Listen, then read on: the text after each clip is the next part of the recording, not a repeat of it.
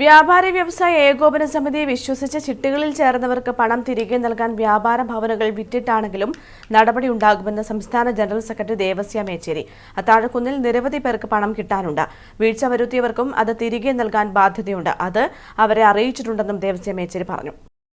വ്യാപാരി വ്യവസായി ഏകോപന സമിതിയുടെ പേരിൽ സാമ്പത്തിക ഇടപാടുകൾ നടത്തുമ്പോൾ അതീവ ജാഗ്രത പാലിക്കണമെന്ന കർശന നിർദ്ദേശം ഓരോ യൂണിറ്റിനും നൽകിയിട്ടുണ്ടെന്ന് സംസ്ഥാന ജനറൽ സെക്രട്ടറി ദേവസ്യ മേച്ചേരി പറഞ്ഞു. പല സ്ഥലത്തും ചിട്ടിയുടെ പേരിൽ ചീത്തപ്പേരുണ്ടായി. വ്യക്തികൾ നടത്തിയ തെറ്റായ പ്രവർത്തനം സംഘടനക്കാണ് ചീത്തപ്പേരുണ്ടാക്കിയത്. ചില യൂണിറ്റുകളിലുള്ളവരുടെ സ്വന്തം വീഴ്ച സംഘടനയുടെ പേരിൽ വന്നു. സംഘടനയെയാണ് ആളുകൾ വിശ്വസിച്ചത്. അതുകൊണ്ട് തന്നെ അവരെ സംരക്ഷിക്കേണ്ട ബാധ്യതയും ഏകോപന സമിതിക്കുണ്ട്. പല സ്ഥലങ്ങളിലും വ്യാപാര ഭവൻ വിറ്റ് ബാധ്യത തീർക്കുന്നുണ്ടെന്നും ദേവസ്യ മേച്ചേരി വെളിപ്പെടുത്തി. താൽക്കാലികമായി പ്രയാസം ഉണ്ടായാലും അത് കഴിഞ്ഞത് പരിഹരിക്കാൻ ആവശ്യമായിട്ടുള്ള വലിയ പ്രവർത്തനം നമ്മൾ എല്ലാ സ്ഥലത്തും നടത്തുന്നുണ്ട്. വ്യാപാര ഭവൻ വിറ്റിട്ട് തന്നെ ബാധ്യത തീർക്കുന്ന സാഹചര്യമുണ്ട്. ഈ ബാധ്യതയ്ക്ക് ഇടയായവരുടെ സ്വത്തുക്കൾ വിറ്റ് ബാധ്യത തീർക്കുന്ന സാഹചര്യങ്ങളുണ്ട്. അത്താഴക്കുന്നിൽ നിരവധി പേർക്ക് ചിട്ടിപ്പണം ലഭിക്കാനുണ്ട്. ആ പ്രശ്നത്തിൽ സംഘടന ഇടപെടൽ നടത്തി.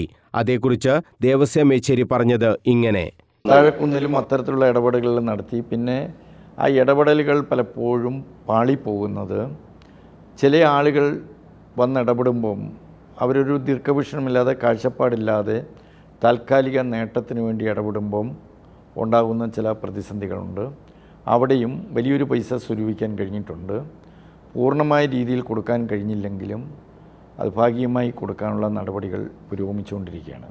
അത്താഴക്കുന്നിലും ഇടപാടുകാർക്ക് ഭാഗികമായെങ്കിലും പണം തിരിച്ചു കൊടുക്കാൻ നടപടി സ്വീകരിക്കും. മോഷണത്തിന് ഇടയാകുന്ന ആൾ മുൻപന്തിയിൽ നിന്ന് കാര്യങ്ങൾ നീക്കുന്ന പ്രശ്നം ഉണ്ടെന്നും ദേവസ്യ മേച്ചേരി ആരോപിച്ചു.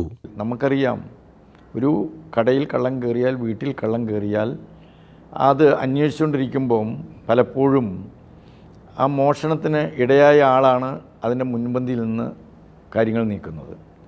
അത് തിരിച്ചറിയാൻ ഒരു സമൂഹത്തിന് കഴിയാതെ വരുമ്പോഴും ശരിയായിട്ടുള്ള നിക്ഷേപകർക്ക് അല്ലെങ്കിൽ ശരിയായി അർഹതപ്പെട്ടവർക്ക് പലപ്പോഴും കിട്ടാതെ പോകുന്നു.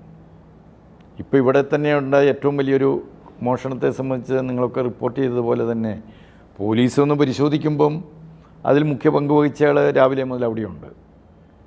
എന്നാൽ പോലീസിൻ്റെ വലിയ മികവ് കൊണ്ട് അത് പിടിക്കാൻ വേണ്ടി കഴിഞ്ഞു.